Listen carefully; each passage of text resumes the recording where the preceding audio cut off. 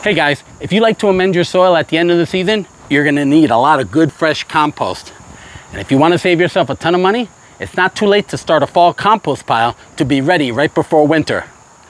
So stick with me and I'll show you how it's done.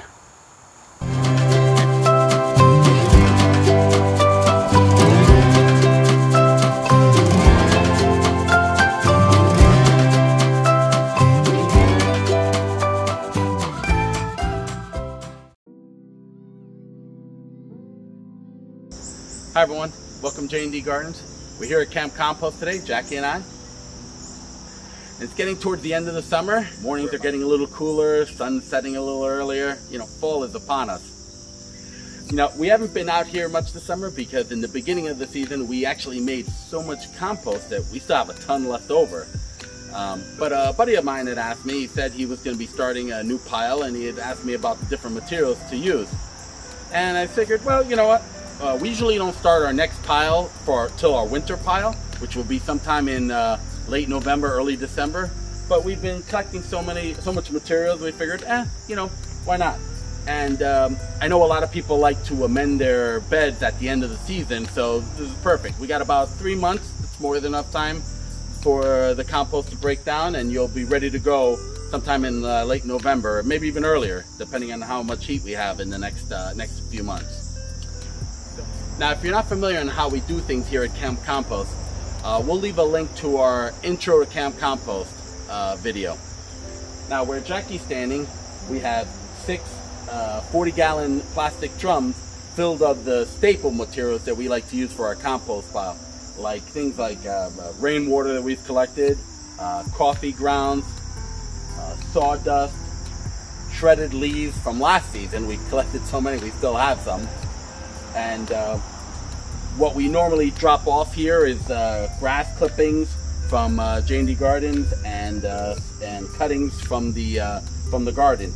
Now, we've actually just been dropping them off here, and we've just put in like a passive pile. We haven't been giving it much water or turning it, so it's actually started breaking down. So it'll make a good base for the new pile that we start here. We'll probably have enough material where we'll actually do both. Other things that you can use for your pile are kitchen scraps, and there are a lot of different kind of kitchen scraps. Let me show you. I got some here for you. So you can have crushed eggshells. I'm gonna break them up kind of fine. These are frozen, so from over here you have old bread, tortillas, and pasta. Over here you have corn husks and some banana peels. Over here some more fruits, apples, and more banana peels. You have watermelons, keep the rind on, that's fine. And even a big bag of popcorn that we've been saving. So the kind of kitchen scraps you want to avoid in your compost pile are things like meats and dairies. You don't really want to, they will break down, but they'll also attract a lot of animals. So if you have it in your backyard, your pile, you're going to get things like raccoons and groundhogs constantly coming to it, and rats, and you really don't want that. It's really an inconvenience actually for your neighbors as well. So just stick with the organic materials that for your pile. So let's start off. I usually like to put my kitchen scraps in the middle of my pile once I build it up a little bit, because they'll break down more. So let's start by, we have an empty bin here, and we have a bunch of, see, it's already heating up there. We have our compost pile here. This is turning gray. That's all the breakdown and burning up and all the see, this was all grass clippings and everything, and you can't tell in the camera. It's actually pretty warm. It's already breaking down. So what I'll do is I'll throw some of this in here. Okay. Why don't you get a pitcher of water, a bucket of water rather. Ready, Jackie?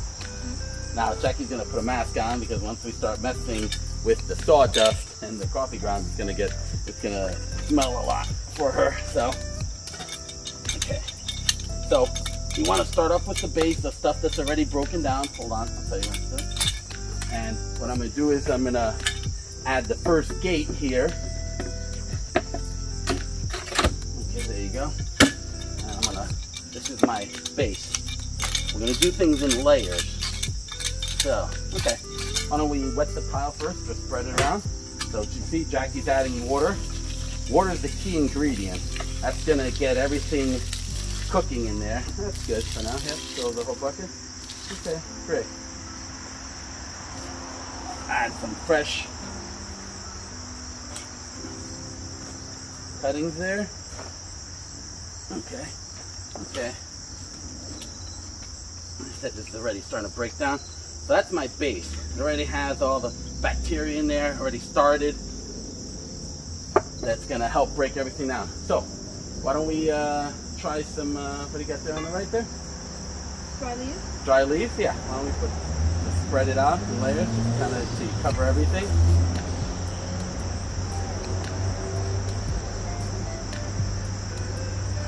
So you get everything, so it'll actually show up a lot more. Yep. What we want to do with the coffee grounds. That's going to get a little nasty, it's going to move there, but that's okay. Move it to the right there. Okay. Our secret ingredients that we find helps the compost pile is coffee grounds, and we collect a lot of it. We'll do a video in the future showing how we collect so much coffee grounds. We have a few 40-gallon drums full of coffee grounds, so you can throw a lot of that in there. Just break it up, yep.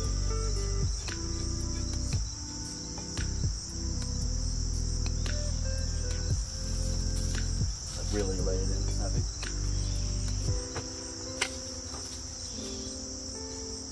Coffee grounds is a great form of nitrogen, and like I said, most of the time you can get it for free, and it's just great. It's it works great in a compost pile. I'm gonna add some more material as we go along, as she's adding the coffee grounds. So.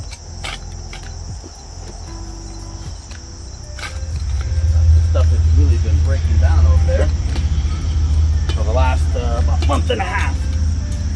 It shows you we've had some real hot weather, so I mean, look at this. You can see it. It's already matted and broken down. You can feel the heat. It's actually, and that's just from a passive pile. I haven't been doing anything with it. Let's grab some water.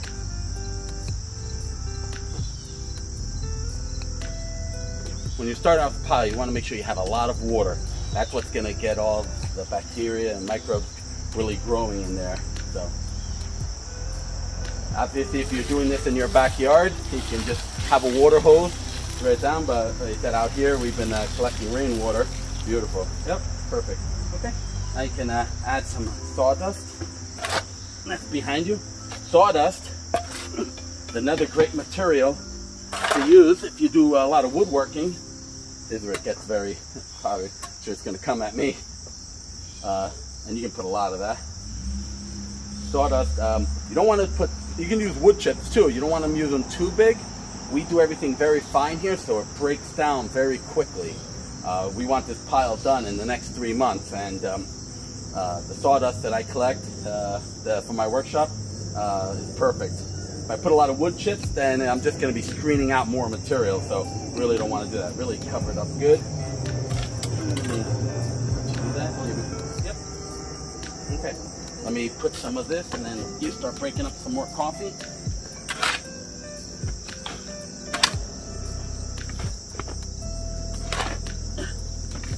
You can break it up. I'll show you when to put it in. Okay. Now, you can see as you build up, how it gets higher. This is why we have the fences broken up. So, there you go. Okay, add a bunch of coffee in. This pile will probably break down even faster since these clippings are ready. And we'll show you time to time turning it. For sure. Okay.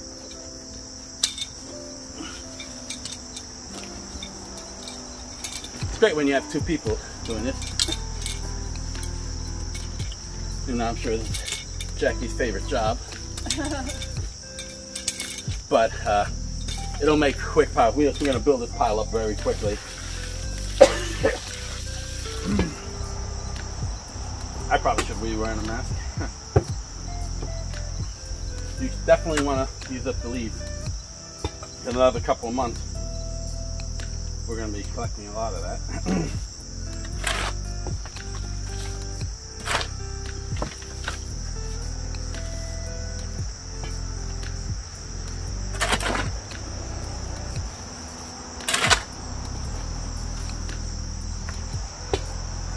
Almost that close to the water.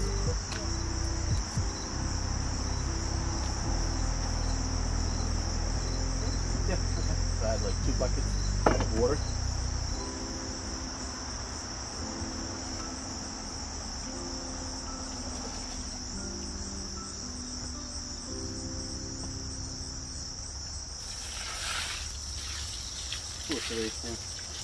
Let me get that area. Okay. Alright, so we're not quite halfway there, but that's okay. We're about almost 2 feet off the ground there. So we're going to start using our food scraps. So as I put this in, why I put it in the middle, so it'll break down quicker. Within a week, you won't even be able to recognize any of this food. Next time we're out here turning it, you'll see some small remnants, not that much. So as I'm doing this, I'm going to have Jackie start adding some more coffee grounds and some sawdust so to mix in with it. So I got my big bag of popcorn. No sense in anything going to waste. Okay. Spread it around.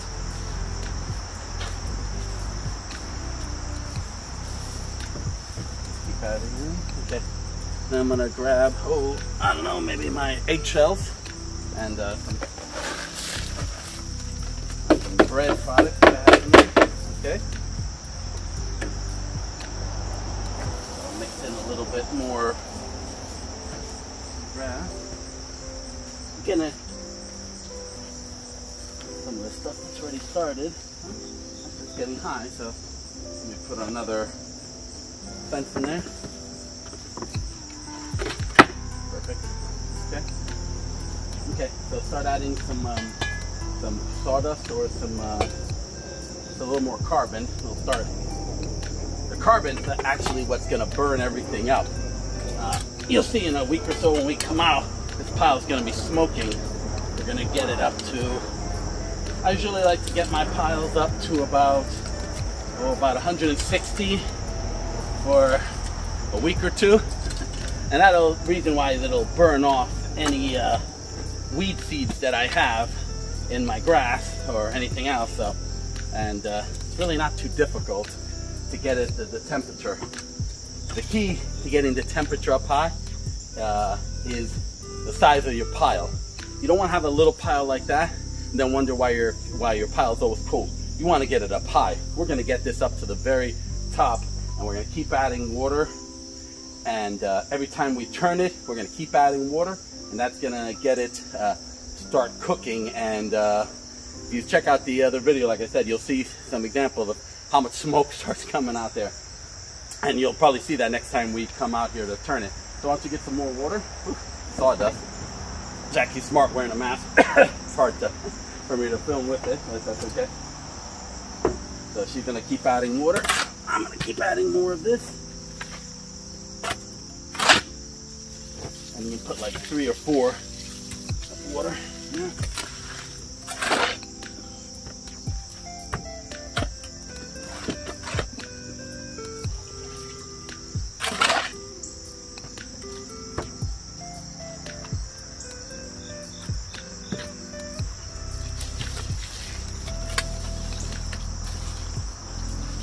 We're gonna have so much material, I think I'm gonna save some of that for the next pile.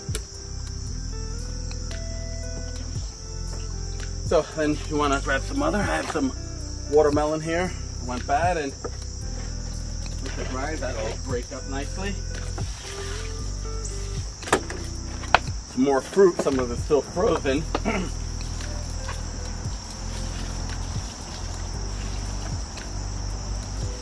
A good way of saving any food scraps. I know some people like to save it in a bin underneath their sink. What I like to do is I put them in bags and I put it in the freezer. It'll stop the rotting, and it's, you know, keep it out of sight, out of mind, you know, until you're ready to use it. That can get pretty nasty. Let's do there. Okay.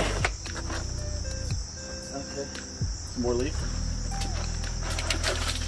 Corn husk. There we go. And bread. I know bread's gonna get nasty and green and everything. The last couple ends from your your loaf of Wonder Bread, but save those ends. Like I said, throw it in the freezer. Get a little bucket or a bag. Just keep throwing it in the freezer. If you have a freezer in the garage, even better, so you don't have to look at it every time you enter. But really, save everything. We try to. We don't throw anything away. We just, if we can use it, we'll definitely. If it's worth it, we'll save it and use it in our compost pile. This is turning out pretty well. All right, so let me spread that around there.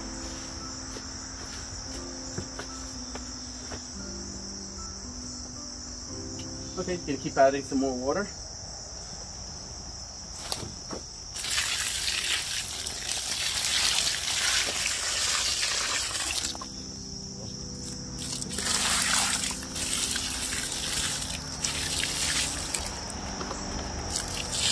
Set it back in.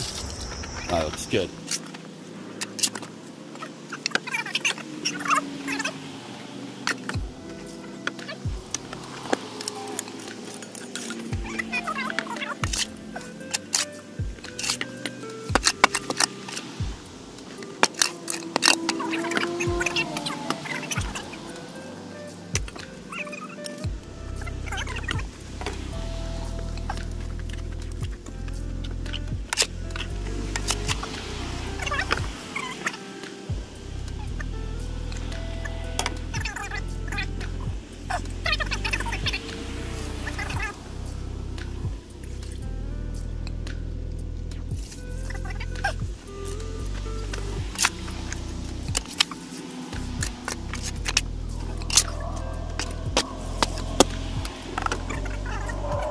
Okay, so as you can see, you just want to keep adding layers, whatever materials you have. Make sure you add a lot of water in between to really get this pile started. What we're going to do is Jackie and I are going to continue on building this up to the top, and once we do, then we'll cover it up to keep the critters out. And there you go. It's that easy. Well, it's kind of an easy process, but a little bit of labor involved in it. But let me tell you, if you're not composting, you really ought to. It can save you a ton of money. Think about it. If you were going to amend your bed and you're going to have your local nursery dump, and this makes about a yard of soil will probably cost you, close to 40 bucks, depending where you're at, and then also cost you for the delivery. Whereas another probably 40 bucks. Whereas if you use all the materials in your backyard, which are free, you can make your own compost, and it's going to be just as good as anything you're going to buy anywhere else, probably even better. So I think what we're going to do now is we're going to get our thermometer, and we'll monitor this how it goes. So like I said, we're going to try to get it up to about 160. We're going to put the lid on it, and what we're going to do is try to come back here each time we come out here to turn the pile. We're going to show you how it's done. We'll try to film that and bring it to you, and you'll see the process over the next 3 months. So I hope you guys enjoyed this video. Hope you found it informative. Hopefully you're making your own compost, and if you are, leave us a message. Let me know how you're doing with it, or if you have any questions.